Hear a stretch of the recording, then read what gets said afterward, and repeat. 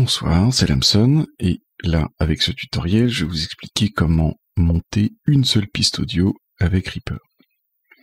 Donc, première chose, je vais me créer un nouveau projet. Donc, bon, là, il y en avait un de créé, mais on va dire que non, donc je l'enregistre pas. J'ai un nouveau projet qui est ici, et puis je vais commencer par l'enregistrer. Donc, File, Save Project, et puis je vais aller le mettre exactement où se trouve mon fichier audio, ça sera plus pratique. Ok. Maintenant, je vais aller chercher le fichier audio en question. Donc pour ça, je vais dans l'explorateur. Ici, Media Explorer. J'aurais pu y accéder, comme vous le voyez, avec CTRL-ALT+X. C'est le truc de base. Et donc vous voyez que là, je me retrouve directement à l'endroit où se trouve mon projet. Sinon, je peux cliquer ici sur Project Directory pour y bouger. Et puis, là, j'ai mes rushs qui sont ici. Et donc, je vais juste double-cliquer. Et voilà mon fichier qui est importé. Donc, je peux fermer le Media Explorer et regardons un petit peu ce qui s'est passé. Donc, dans cet espace tout vide qu'il y avait ici, il a été créé une piste. Donc ça, c'est la piste ainsi que tout l'espace horizontal qui est ici. Et il y a également un grand rectangle qui contient, comme vous le voyez, tout un fichier audio qui est là. Donc là, moi, ça va de 0 secondes jusqu'à... Alors, si je dézoome, je peux faire ça avec la molette de ma souris, par exemple. Eh bien, je peux dézoomer et voir la totalité du fichier, là, comme vous voyez ici, enfin la totalité de ce que j'ai importé, et donc ça fait 11 minutes 39 au total. Donc ce rectangle blanc qui est ici, c'est un item.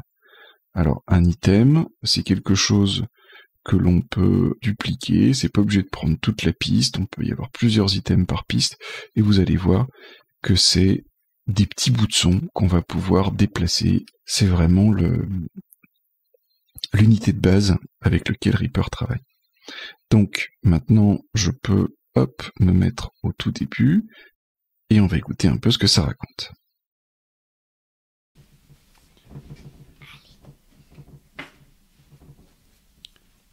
Cornebidouille contre Cornebidouille.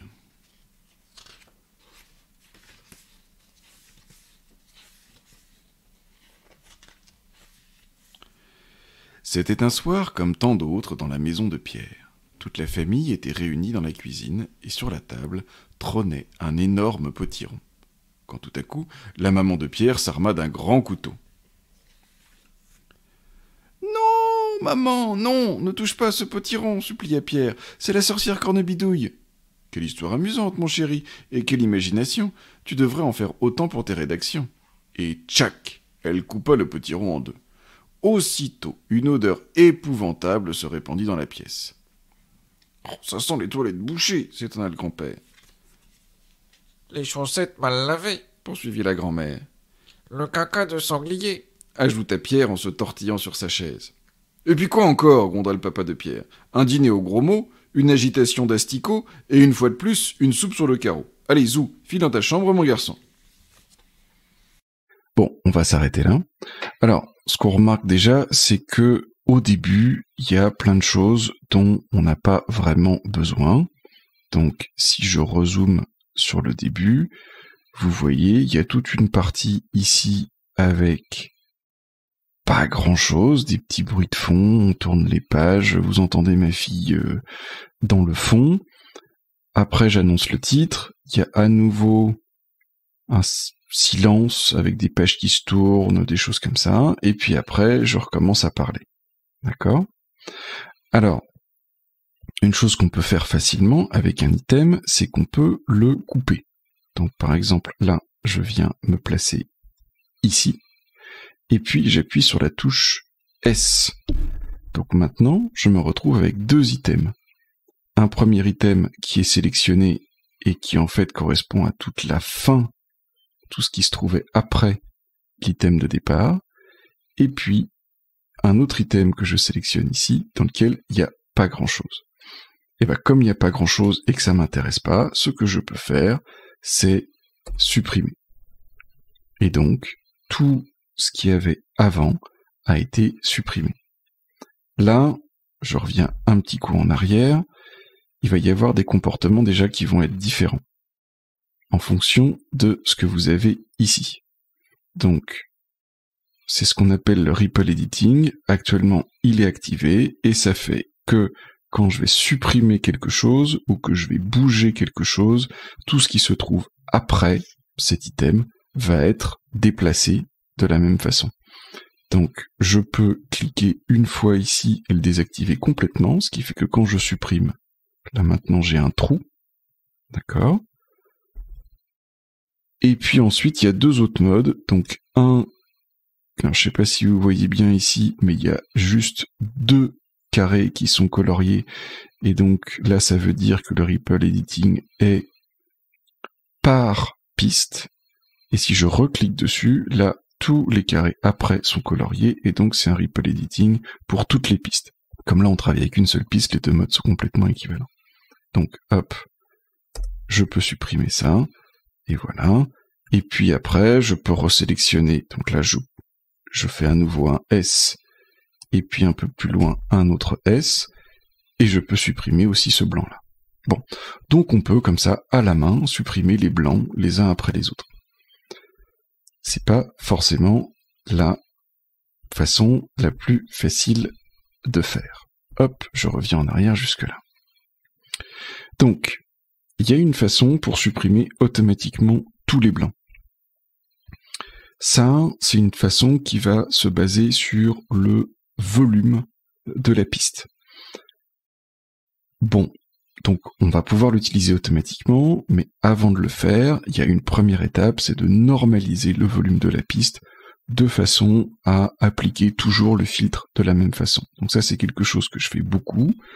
Donc on vient sélectionner l'item, on va faire un clic droit dessus, et puis on va pouvoir chercher ici Item Processing. On vient là, Normalize Item. Hop, moi je me suis mis un raccourci clavier qui là est pas standard, qui est Alt-N. Si vous cherchez un petit peu, vous trouverez des façons d'ajouter des raccourcis clavier dans Reaper. Mais donc, moi je viens là, et voilà avec quoi je normalise. Donc je choisis Lufs I, donc ça veut dire quoi? Ça veut dire qu'on va normaliser non pas sur le niveau moyen, mais sur quelque chose qui va être le niveau de la piste en prenant en compte les diverses fréquences qu'il y a là, parce que l'oreille humaine comprend mieux certaines fréquences que d'autres, enfin les perçoit de façon plus forte. Et donc, voilà, moi je me mets en Lufs I et je me mets à moins 18. Alors attention, c'est important, il faut bien mettre un moins devant. Et là, on va choisir Normalize Item Together. Là, on s'en fiche, on n'a qu'un seul item qu'on utilise. Si jamais vous utilisez plusieurs items en même temps, vous pourriez mettre ça pour que tous les items soient normalisés de la même façon, comme s'ils étaient un ensemble. L'autre option, c'est de choisir Normalize Each Item Separately, donc normaliser chaque item indépendamment. Et donc, dans ce cas-là, chaque item va être normalisé à partir de son propre volume sur la durée de l'item. Là, en l'occurrence, je vais garder ça, ça change rien. Et hop, on se lance. Ok. Donc, vous avez vu, là, les formes d'ondes qui sont ici ont été dilatées, d'accord? Donc, elles sont plus grandes. Le bruit aussi a été dilaté de la même façon. Et ça, c'est pour toute la piste. Bien. Si jamais on réécoute un tout petit peu, on va commencer ici. Cornebidouille contre Cornebidouille. Clairement, le volume est plus haut qu'au départ. Maintenant, on va supprimer les blancs.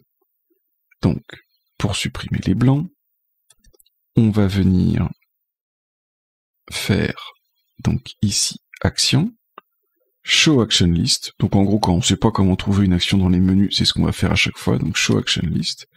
Et ici, on va chercher silence, voilà. Donc, il y a un certain nombre de choses que là, vous n'avez pas encore c'est des plugins que moi j'ai installés, mais là, celui qui nous intéresse est là de base, c'est Item, Auto, Trim, Split, Items, Remove Silence. Donc, on fait ça, et on fait Run pour exécuter l'action. Là, s'affiche une boîte de dialogue avec pas mal de paramètres possibles. Moi, ce que je mets ici, c'est un threshold à moins 20 décibels. Encore une fois, c'est des moins.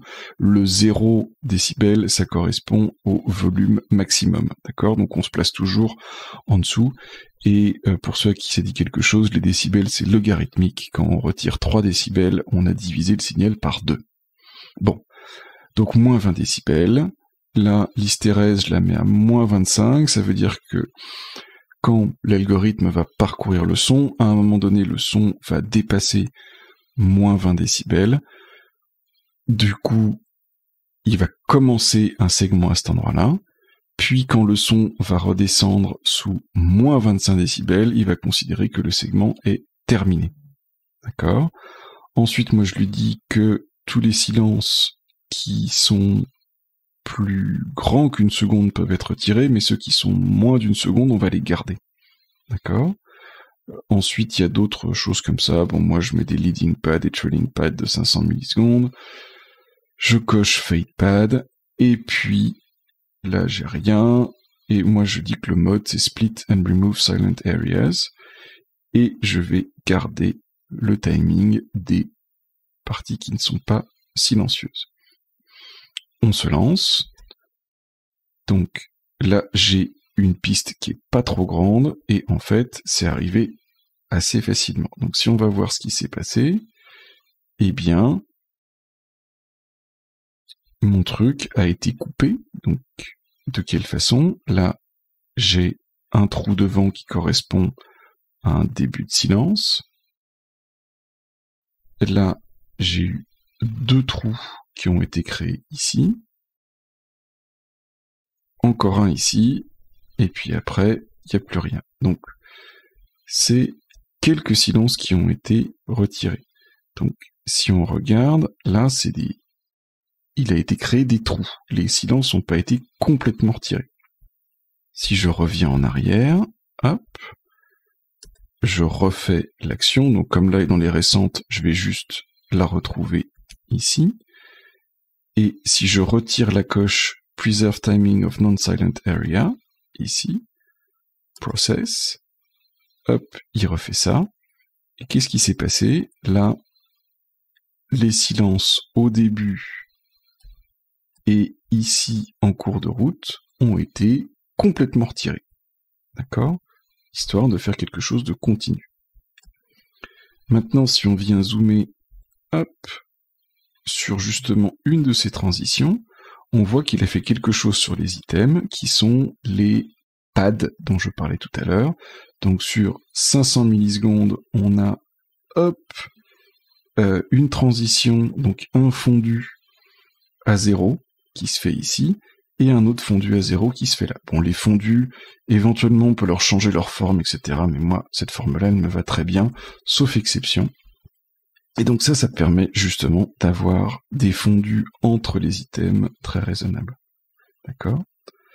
Et donc maintenant qu'on a plusieurs items, eh ben on peut voir que, hop, je vous remets là, on peut voir que par exemple cet item-là, si jamais j'ai envie de le déplacer, bah, hop, je peux le déplacer comme ça en cliquant avec ma souris.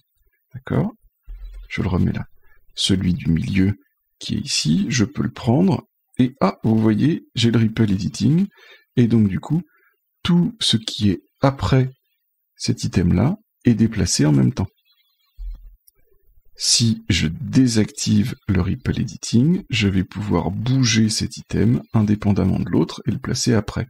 Donc ça permet de corriger une phrase, de la ramener en arrière, de bouger un segment dont on a besoin, etc., etc.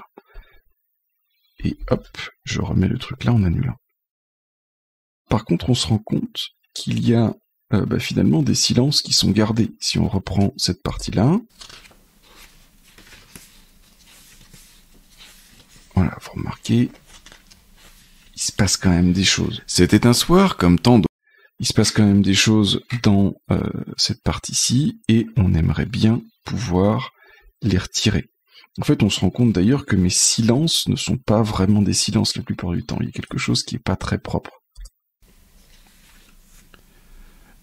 On entend un tout petit peu mes bruits de respiration.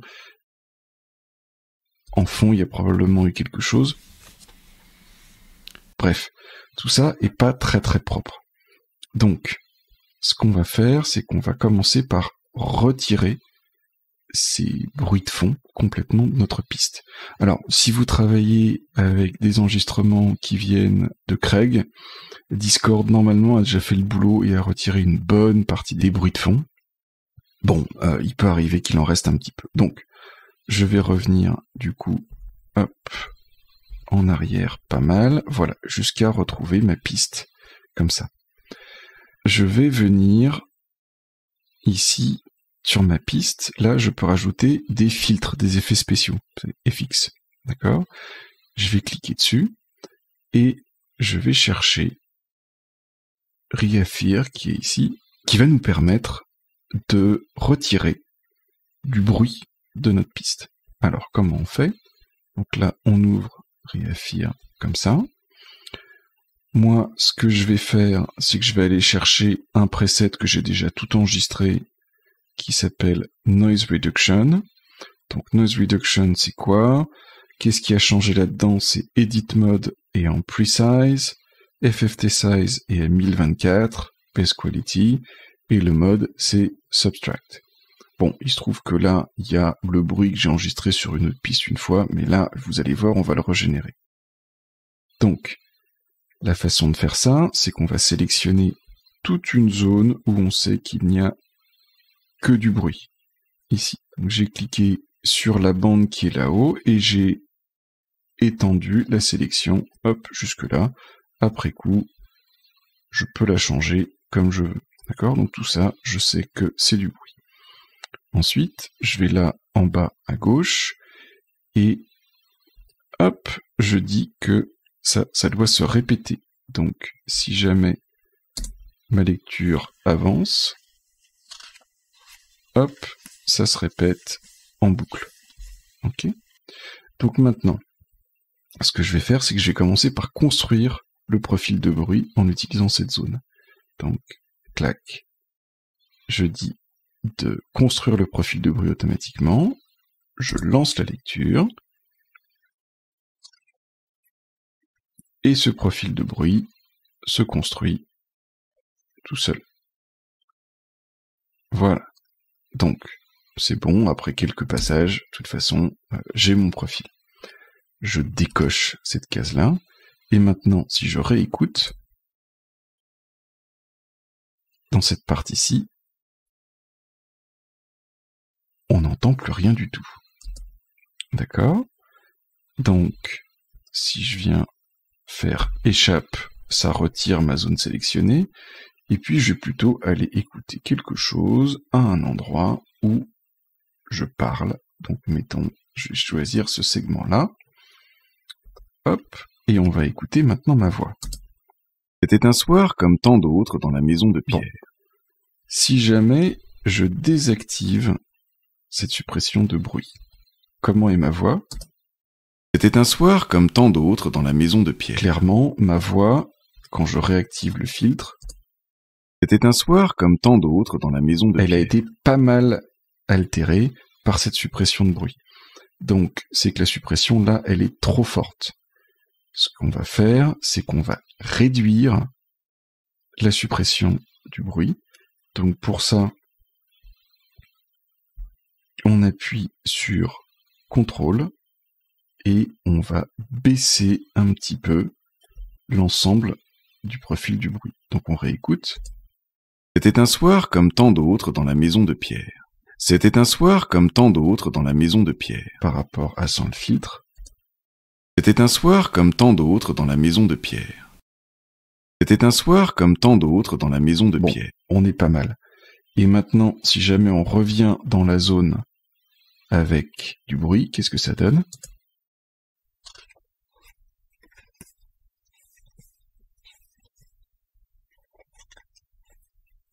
Ok, Ok, il en reste un tout petit peu, mais quand même beaucoup moins qu'au départ. Donc, a priori, ça devrait nous suffire.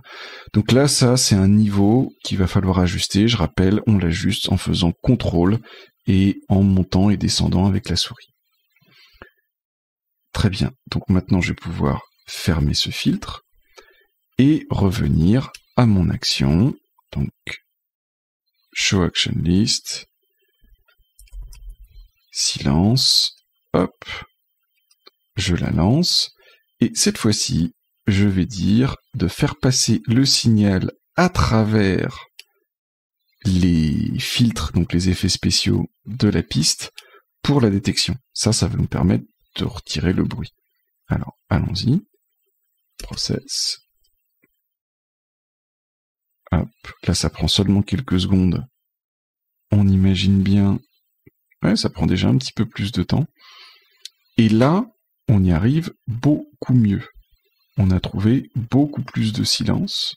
Si vous regardez sur l'étendue de toute la piste, on a quand même trouvé pas mal. Alors, pas forcément tous, mais déjà pas mal. Voilà. Donc là, on a réussi à retirer les silences. Ce que je voulais dire juste avant, c'est que cette opération pour couper les pistes, c'est quelque chose qui, lorsque vous travaillez sur un projet entier de plusieurs heures d'enregistrement, enfin ça peut prendre un quart d'heure, voire une demi-heure de faire tout le processing suivant la puissance de votre ordinateur et la longueur de l'enregistrement. Donc vous pouvez aller faire autre chose, quoi.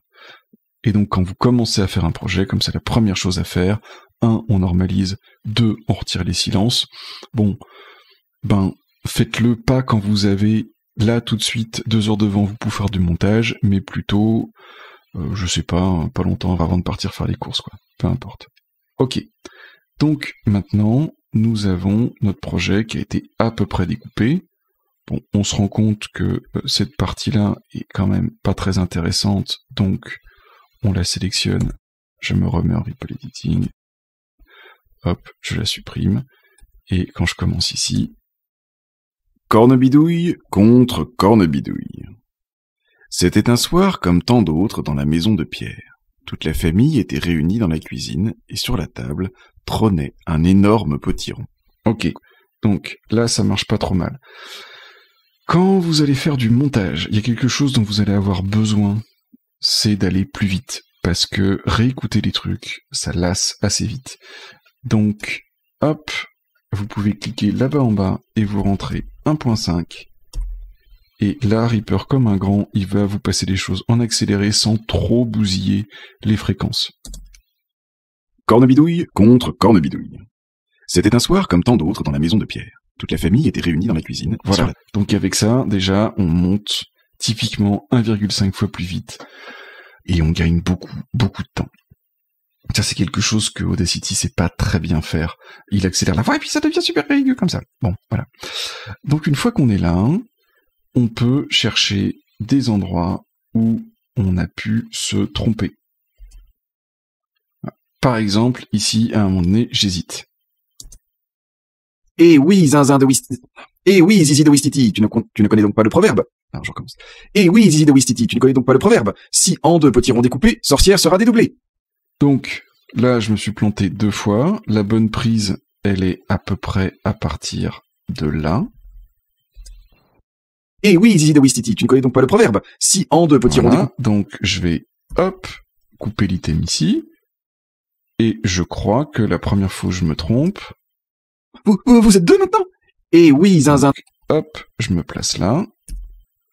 Je me mets là. Alors, vous remarquez que j'ai visé des moments qu'on repère assez bien, là, sur les pistes, qui sont juste avant une montée assez forte.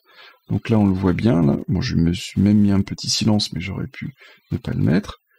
Et puis, si je vais un petit peu plus loin, pareil, là, c'est juste le bon moment. On évite a priori de couper en plein milieu d'une onde comme ça, même si quand on va zoomer, on se rend compte qu'il y a des petits creux, des fois, des endroits où on peut couper quand même.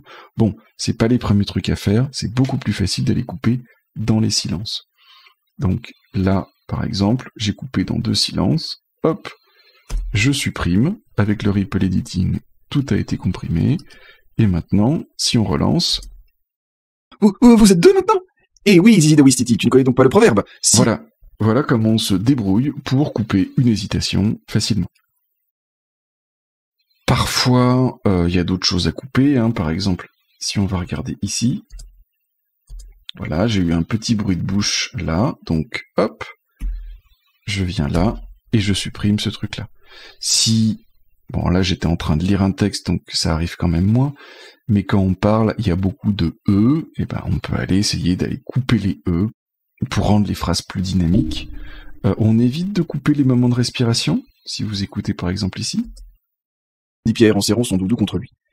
Et tu vas voir, espèce de prout de dromadaire. Si jamais, et ça c'est une erreur qu'on fait assez souvent, on vient là, pouf, pouf, et on se dit « oh non, ça sert à rien, je le retire », la phrase... non, répondit Pierre en serrant son doudou contre lui. Et tu vas voir, espèce de prout de dromadaire, de quoi son son cœur... de rien, mais en fait, le fait d'avoir supprimé cette partie-là rend le truc beaucoup moins naturel. Non, répondit Pierre en serrant son doudou contre lui. Et tu vas voir, espèce de prout de dromadaire, de quoi son cœur... comme ça. Alors, il y a un certain nombre d'effets qu'on peut rajouter sur une piste qui vont aider beaucoup l'écoute de nos auditeurs. Là, vous remarquez, là, il y a un petit carré rouge. Donc là, hop, je clique un coup dessus pour remettre à 0. Ce carré rouge, il indique les saturations. Si jamais je lance... Cornebidouille contre Cornebidouille. C'était un soir comme tant d'autres dans la maison de... Vous avez vu, à un moment donné, j'ai saturé, hop, c'est devenu rouge. Les saturations, on va essayer d'éviter. Et puis, aussi, si jamais je viens... Donc là, je le remets à 0. Si jamais je viens dans ce coin-là, on va avoir deux volumes assez différents parce qu'à un moment donné, je m'exclame, peut-être que je me rapproche du micro, on va voir. Ajouta Pierre en se tortillant sur sa chaise. Et puis quoi encore, ronda le papa de Pierre. Voilà. J'ai voulu faire un effet de voix, donc du coup, hop, le volume est monté, et du coup, j'ai saturé. Donc, une façon de lisser un peu ces variations, c'est d'utiliser ce qu'on appelle un compresseur. Donc, on va revenir, hop, ici, et on va ajouter un compresseur. Donc, si je tape comp, hein, il y en a plein qui sortent. On va prendre le premier ReaComp qui est ici. Voilà. Pareil, moi je vais utiliser un preset que je me suis enregistré, mais je vais vous donner les éléments importants. Donc, j'ai mis son seuil threshold à moins 18 dB. Ça veut dire quoi? Ça veut dire que tant que le son est sous moins 18 dB, il ne se passe rien. Et quand on passe au-dessus de moins 18 dB, là, le son va se retrouver compressé. Il va se retrouver compressé avec quoi? Avec un ratio de 4 pour 1, ici. Donc, on regarde ce que ça donne. Ajouta Pierre en se tortillant sur sa chaise. Et puis quoi encore, ronda le papa de Pierre. Un dîner au gros mot, une agitation d'asticot, et une fois de plus, une soupe sur le carreau. Allez, zou. Donc là, vous remarquez, on n'a pas saturé du tout. D'accord? Sur l'output et ici, on n'a jamais eu de rouge. Qu'est-ce qui se passe? C'est qu'en fait, là, ces pics qui montent très haut, eh bien, ils vont être rabotés. Et là, l'intensité de la façon dont c'est raboté, on le voit ici. Je le rejoue pour que vous puissiez voir. Ajouta Pierre en se tortillant sur sa chaise. Et puis quoi encore, ronda le papa de Pierre. Un dîner au gros mot, une agitation d'asticot, et une fois de plus, une soupe sur le carreau. Allez, zou, file dans ta chambre, mon garçon. Voilà. Donc là, ça écrète, alors de façon assez souple, tous les trucs. Il y a quelques trucs qui vont pas être écrétés comme il faut, hein, ça peut arriver. Des augmentations de volume très rapides. C'est quelque chose qui arrive par exemple sur des lettres qui claquent un peu, comme un K, un C, un qui. Et ben en fait ça, on a le son qui monte très très vite et le compresseur arrive pas à suivre. Alors on peut essayer de chercher les choses en changeant les attaques, en faisant etc. Bon, on va voir, globalement, c'est pas quelque chose qui arrive très souvent. Alors, il y a quelque chose d'important aussi ici, c'est que j'ai désactivé Auto Makeup qui est ici, et je crois qu'il est activé de base, si on fait pas attention. Auto Makeup, ça fait que, en gros, pour toute la partie qui est compressée, ça va augmenter le volume du total. Et le problème, c'est que quand ça augmente le volume du total, bah, ça fait à nouveau saturer des choses. Moi, je préfère l'éviter, et je mets jamais de Auto Makeup ici. Donc avec ça, on a déjà quelque chose de pas mal. On peut rajouter plein de choses. Je vais pas vous montrer tous les effets spéciaux qu'on peut rajouter sur des voix. Là déjà, on a fait réduction de bruit et compression. On est déjà très bien. Ensuite, une fois qu'on a fait ça, eh bien, on va pouvoir exporter. Donc, on va dans File, Render, donc c'est le rendu du projet, CTRL-ALT-R éventuellement. Qu'est-ce qu'on veut regarder? Donc, c'est le master mix, c'est la totalité du projet en entier. Le nom, ça va être ça. Moi, je vais pas l'exporter en FLAC, je vais l'exporter en MP3. Il y a un certain nombre d'options possibles, mais bon, moi je mets les trucs par défaut. Et puis, je vais pouvoir faire render one file ici. Hop. Et donc là, il est parti. Et il fait un rendu. Ah, vous voyez, il nous reste une saturation ici à plus 0,5. C'est pas top. Va peut-être falloir essayer de voir si on peut pas faire mieux. Ah, ben on en a une autre qui est à 1. Bref, on va peut-être... alors, je vais aller jusqu'au bout quand même pour vous montrer quelque chose. Mais là, voilà, on fait le rendu jusqu'au bout, hein, ça va pas empêcher, on a même une saturation à 6.4. C'est fou ça. Bref, on est arrivé au bout. Je peux aller voir dans mon fichier. Effectivement, j'ai quelque chose qui est ici, que je vais pouvoir regarder là. Cornebidouille contre Cornebidouille. Ah, et on se rend compte que j'ai oublié un autre truc. C'est que j'ai gardé ma vitesse à 1,5. Du coup, mon export se fait aussi à 1,5. Ça, c'est pas top. Donc, avant de faire l'export, hop, on se remet à 1, ici. Donc, on a vu que on a des saturations. Quelques saturations, d'accord? Pour éviter les saturations, on va rajouter un autre filtre qu'on appelle un limiteur. Donc, c'est celui-ci, Real Limit, Add, et on va le mettre à, donc, en gros, tout ce qui va arriver à moins 0,3 dB va être coupé. D'accord? Et on regarde ce que ça donne quand on lit ici. Et tchac, elle coupa le petit rond en deux. Aussitôt, une odeur épouvantable se répandit dans la pièce. Bon, là, ça change pas grand-chose, en fait, c'est juste que si ça se met à dépasser les lignes rouges qui sont ici, eh bien, ça va saturer le signal, en le déformant un petit peu, mais comme ça arrive seulement une ou deux fois, ça sera pas trop grave. Ok? Donc, hop, on recommence render ici, je me suis bien mis avec un rate de 1, etc., etc., hop, render one file, donc là, il me dit que ça existait déjà, donc oui, je remets, et là on est parti, hop, il fait son export, donc là c'est pas un fichier qui est très long, ça prend moins d'une minute a priori, et ce qu'on peut regarder par exemple, c'est à quel point, enfin c'est le volume perçu, on va dire, sur la piste, donc le LUFS-I sur lequel j'ai normalisé au début, et là on se retrouve à moins 19,3. Alors c'est normal, on était à moins 18 avant toutes les étapes de compression, et comme les compressions n'ont fait que raboter les pics, eh bien l'ensemble a été pas mal baissé. D'accord? Moins 19,3, c'est en gros, si vous êtes avec votre casque dans le métro, voire même dehors dans la rue, eh bien vous allez être obligé de monter sacrément le volume si vous voulez écouter le podcast. D'accord? Donc on va essayer de remonter un petit peu artificiellement le volume pour faire un petit peu mieux que ça. Et ça, on peut le faire avec le limiteur. Typiquement, un bon volume, c'est autour de moins 14. Donc, par rapport à moins 19, ça veut dire qu'il faut remonter d'à peu près 5. Donc, pour ça, donc, hop, je ferme ici, et il suffit que là, je vienne mettre moins 5, hop,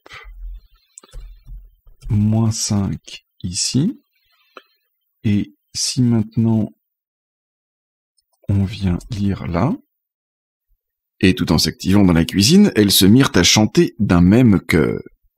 D'abord te ligoter comme un petit filet, et remplir tes oreilles de 2 bouquets d'oseille. Là, le son est plus fort que tout à l'heure. L'ensemble a été remonté. Mais c'est pas grave, parce qu'en fait, quand il y a des pics qui se mettent à dépasser, eh bien le limiteur s'en charge. Et du coup, ça ne dépasse jamais les moins 0,3 qu'on lui avait demandé. Alors, on va faire le rendu. Hop. Rendu. Ici. Render one file. Overwrite. Et voilà, on est parti. On voit que là, le LUS, il est vers moins 15, moins 14. Peut-être que ça va remonter un petit peu. Voilà, 14,2, 14,1. Ouais. Moins 14, c'est parfait pour une écoute confortable au casque. Même quand on est dans un environnement un peu bruyant, à l'extérieur, dans le métro, ce genre de choses-là.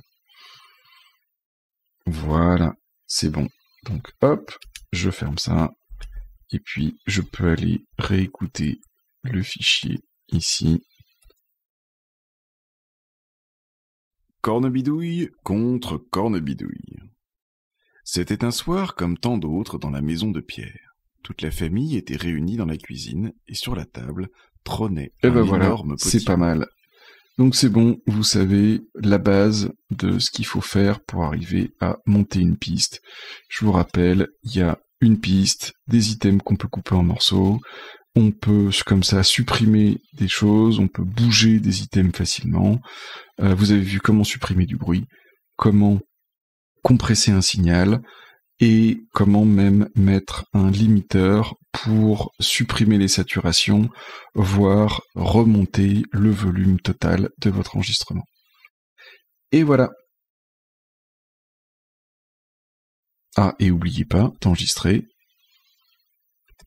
votre projet à la fin. C'est bon.